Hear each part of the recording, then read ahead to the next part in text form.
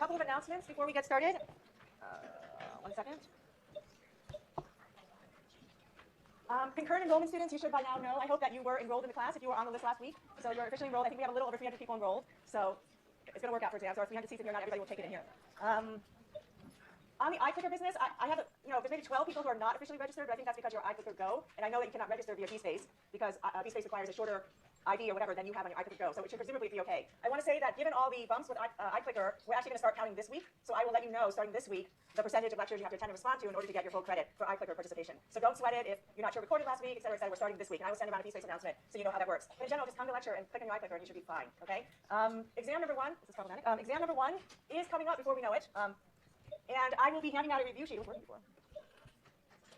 I will hand out a review sheet 1 week before the exam, but the review sheet is a little bit silly because you could create it yourself because it is really the highlighted terms from the textbook and outlines of my lectures, just so you have something, a little handy-dandy sheet to work from. I will give you more information about the exam maybe on Wednesday or early next week, including how to study for it. But one of the advantages you guys have that people in the past have not had is this iClicker questioning thing that I'm doing because it starts to give you a flavor of the types of questions that I'm going to ask. I'm not going to ask you strictly regurgitation kinds of questions because that's not really a good way to learn and not really the thing you should be striving for. Memorizing is only 50% of the game. You got to really understand these concepts and be able to apply them to novel situations, okay? So keep that in mind. I warned you early on that a lot of people don't do as well as they think they're going to do the first exam. Usually the mean is a B- on the first exam. I know, it's stunning, okay? For psychology class, I know, but it's because people don't quite realize that I'm asking questions that require application of knowledge, not just regurgitation of knowledge, okay? So have that in the back of your mind while you're reading. Why is this not working? Oh, good. All right, give me 1 second, folks.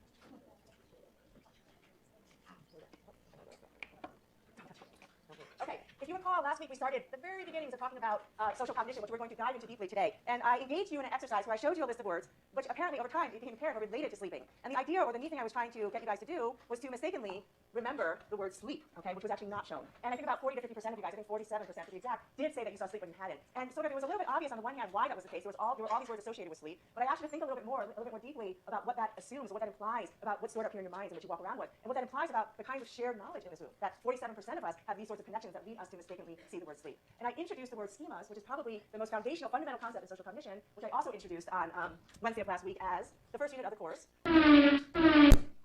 which has all to do with that theme of construals, our perceptions, our interpretations. Social cognition is about understanding how we make sense of the social world, how we give meaning to the person sitting next to you, how you give meaning to, gee, how did this interview go? How you give meaning to this party and how people are interacting with one another. Your interpretations of it, other people's interpretations of men and women, of Stanford students, of Jews, of the kinds of judgments and impressions, feelings, all these kinds of things having to do with construals of the social world. And ultimately how these cognitions, these perceptions, these construals influence our behavior. Remember a big point we made early on in the semester, which was just 2 weeks ago, is that you really got to understand people's social cognizing, their construals, if you want to understand their behaviors. People behave in accord with what they see is out there. If I see a ferocious beast and I construe it as ferocious, I act a certain way. Okay, I run. Okay, but if I see a really kind, tame beast out there, I go forward and I, give it beast food. Okay, everything hinges on my interpretation of the situation. That is what social cognition is about. Let's get a little bit more concrete about this core concept of schema. Okay, what is a schema? I'm going to lay out the sort of boring technical definition, and then we'll give some more concrete examples. You can think about a schema as sort of a mental structure, a mental map, okay, an organized set of knowledge about some entity, some stimulus out there, whether it's lecture halls, your best friend, a pen, an interview situation, Stanford students, what have you. You have schemas about these different stimuli, these different entities out there. The knowledge you store in your mind and carry around with you and wake up with and go to sleep with, okay, the knowledge you store in these different schemas, they include knowledge about attributes associated with these stimulus objects. Pens are used to write.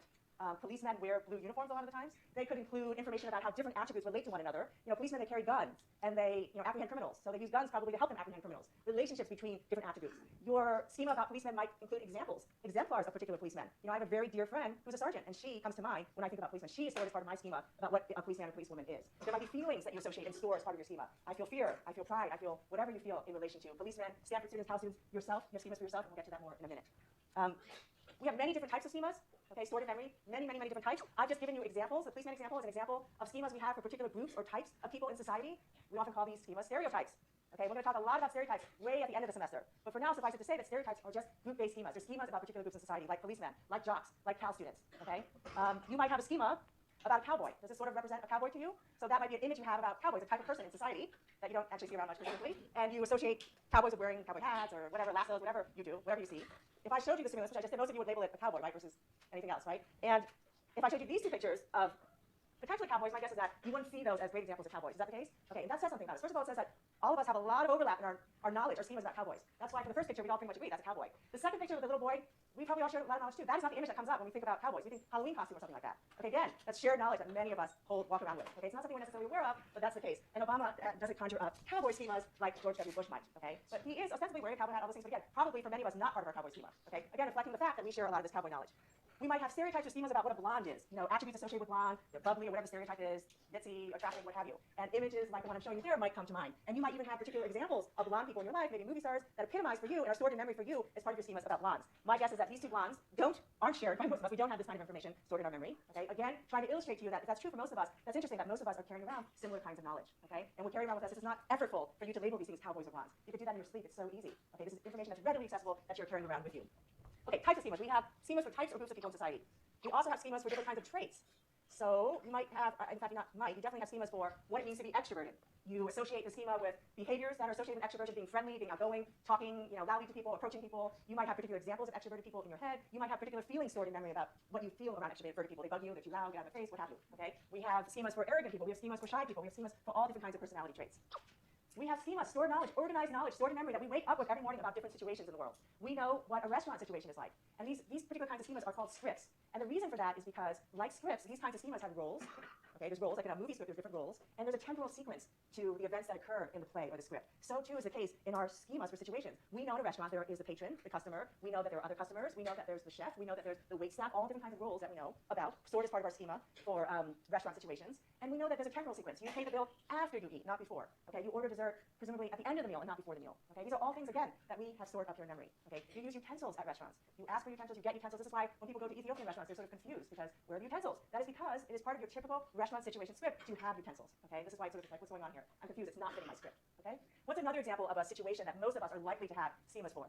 Yeah. Being in school. Being in school. So what's part of that? Like, when you're in school, you have to sit down. You should be paying attention to the professor. Rapt attention. Yeah, yeah, exactly, yeah. So being in a lecture hall, you have a script for what it's like. You don't have to be standing up and dancing or something, or turning around looking in the back, or talking, God forbid, to the person next to you. Okay, there's certain kinds of knowledge that we all share. We don't sit there and consciously go, hey, I'm in a lecture hall. What am I supposed to do again? You just do it because you have all this knowledge stored up here and you've accessed it many times before. Okay. Two more examples of types of schemas that we have.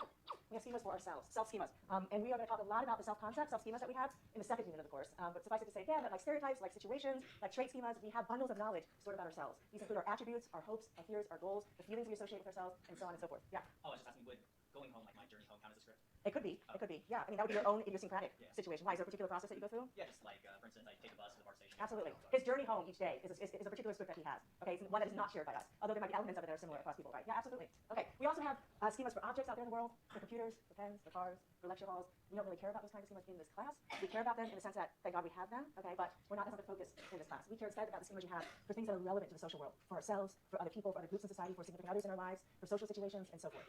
Okay? Okay, I want to make 4 statements about schemas before we move on and talk and get a little bit more interesting in terms of what schemas actually do, how they actually operate. First, basic point to take away is that we've had schemas for nearly everything we've encountered in our lives. There's a lot of storage capacity up here. Okay? Everything we've seen before in our lives, things that we've seen, is stored up. There's some sort of memory trace.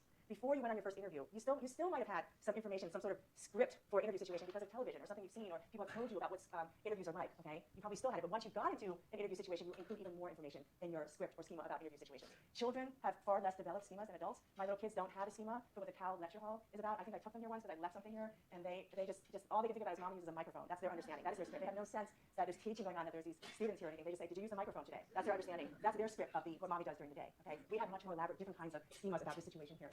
Okay, the biggest point I want to make, though, is schemas are functional. Okay, what a relief, okay, that we have the mental capacity to store all of this information. And you're going to see why this is the case when we move a little bit deeper, because it's these schemas that allow us to make sense, to socially cognize the world, and do it relatively quickly. It's what allows us to go into a room and size up the room and immediately have a sense that there are more women than men in here. Okay, it's what allows us to see somebody helping somebody across the street and infer without even realizing it, man, that's a nice guy. What a helpful person. Okay, it's what allows us to infer immediately when we see somebody snapping at their child, wow, she's kind of frustrated. Okay, we're not even necessarily conscious that we made that inference. We are judging, evaluating, behaving all the time in our everyday lives. And the information that is coming at us is tremendous, the amount. In order to be able to filter through and be able to not be paralyzed and know how to act and engage with the world, we need to rely on our prior knowledge. I mean, to give you a really simple example, if every night you went to bed and you lost all the knowledge, all your schemas, so that you had to wake up the next morning, you wouldn't be able to move because you wouldn't even know what a bed is. You wouldn't know what that beeping thing is. You have to sit there and discern again, wow, that's making a noise. There seems to be some symbols on there called numbers, okay, that are telling you the time. It's your alarm clock. All of these things are fluent for us. We don't even realize we're engaging all these kinds of behaviors because we have all this stored knowledge, stored experiences that we get to keep with us and carry around with us. Okay, with me? We need them. Now, some of you may be already thinking, yeah, we need them, but aren't some schemas like stereotypes kind of bad? You know, because they make you stereotype others. And we'll talk about that. Yeah, sometimes relying on our pre-existing knowledge leads us to make inaccurate inferences, poor judgments, bad choices in our behaviors. But I'd say 95% of the time, it's a darn good thing. Maybe 99% of the time, it's a darn good thing we have schemas stored in memory that help us sift through all the information out there. This is going to become clearer as we talk about the effects of schemas. Okay? 2 more quick points that are obvious, and I'm just going to make them explicit. One is that there's going to be variability in how elaborate, how chock full of knowledge your different schemas are for different things in the world. My schema for my children is very elaborate. I know all their little nuances, all the things that tick them off, the things that will soothe them, things like that. Very elaborate schemas about my children, much less elaborate schemas about one of my colleagues that I don't talk to very much. I don't know much about this person at all. So there's variability within me in terms of how elaborate my schemas are. Some of my schemas are very much like the schemas of the children. You know, my schemas about how a computer works. What the hell is RAM? I have no idea what RAM is, okay? Not that developed, okay? For some of you, though, getting to the second point, variation between individuals in the nature of schemas. So those of you who are really into computers, your schemas about computers are a lot more elaborate, deep, complicated, nuanced, lots of attribute relations, all these kinds of different information that my schema for computers does not contain. And that has implications for how we act in relation to a computer, as we'll get to in a moment. Okay, so sort of 4 basic points. Get your eye clickers out for a second before we move on. Okay, which of the following do you think is false? Okay, we can have schemas for particular. Oh, don't start yet because I didn't start. Okay, hold on. Which of the following do you think is false? We can have schemas for particular individuals in our lives, such as a schema for our best friend. Schemas may contain objectively inaccurate information. Using schemas should be avoided because they lead people to make generalizations about the world, and our construals are influenced by our schemas. So which one is the least true given what we know so far about schemas? This is actually quite easy, I'm realizing. Although, let's see what happens. Okay, where are we at? All right, 250, good enough. Oh. Okay. Ooh, fuck. Hold on. What's happening here? Hold on. Oh, okay. Okay, stop responding, people. Stop. I got it. You got it. It was C. I got it. Good for you. Good for you. Okay. Okay, it is C. Okay. Yes, we know we can have schemas for individual people. I gave examples of that. Schemas may well contain inaccurate information. Okay. We may have inaccurate inferences about what Stanford students are like. Okay. We may have inaccurate. I'm very likely to have inaccurate information about computers. And we very much know that construals are influenced by our prior knowledge. And I'm going to pound that in your head in the next 30 minutes I have. And using schemas, yeah, it leads to generalizations. That was the point I was making. That's the functionality part. And we need that, okay? Yes, it has its downsides, but by and large, it's something that we are thankful for. Okay, it's thankful that our minds work in this way, okay? Okay, let's delve deeper into what schemas, how they actually operate to do the things that I'm claiming they do.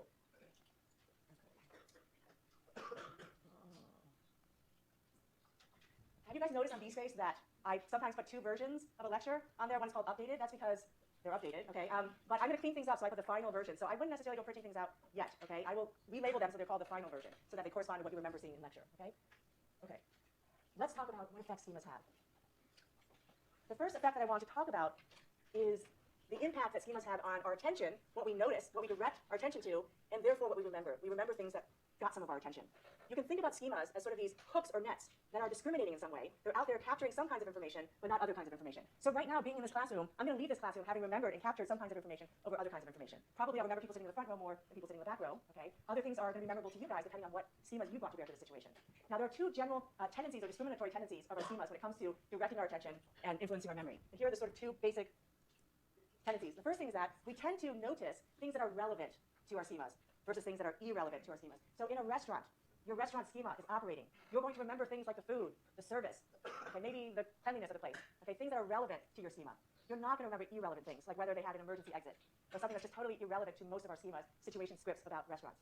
Can someone give me another example of how a schema leads us to remember relevant things over, or notice, attend to relevant things, but not irrelevant things? Any kind of schema. What would be an example? Yeah. Yeah, like if I asked you after you left this room, well, now we're all going to know what color were the chairs. Most of us probably have not noticed that. Chair color is not really relevant to most of our understandings of lecture halls. The comfort, the lighting, the screens, the faculty member teaching, those things are relevant. You will more likely, those are the things that capture your attention because of your schemas about what the situation is supposed to be like. Okay, so that's one basic and obvious tendency. Okay, you're not going to notice things that are totally irrelevant to what's on the top of your mind. Okay, the particular schema that's relevant in the situation. The other tendency gets a little bit more specific. We tend to notice things that confirm, that are consistent with our beliefs, the beliefs we store as part of our schemas, than things that are inconsistent with our schemas. There's exceptions to this. Some things can be so wildly inconsistent that you remember them. But for the most part, you're going to attend to things that are consistent. So if your schema for Stanford students is that they are arrogant, okay, you're going to be more likely to notice instances of arrogant behavior than the time when the Stanford student was actually nice to you, okay, because that's consistent with it. So you have stereotypes about professors, okay? I don't know what they are. I fear knowing what they are. But you're going to notice and remember what? Because things that are consistent with your stereotype. Maybe you'll notice what? That they drink coffee, or you're not going to notice what? What are things that are consistent with your schemas about professors? What? How fast they talk, okay? These are things, do they talk fast or slow? It depends, okay, but that's more like that's something that's relevant to your schema, okay? But let's say you think professors suck as teachers.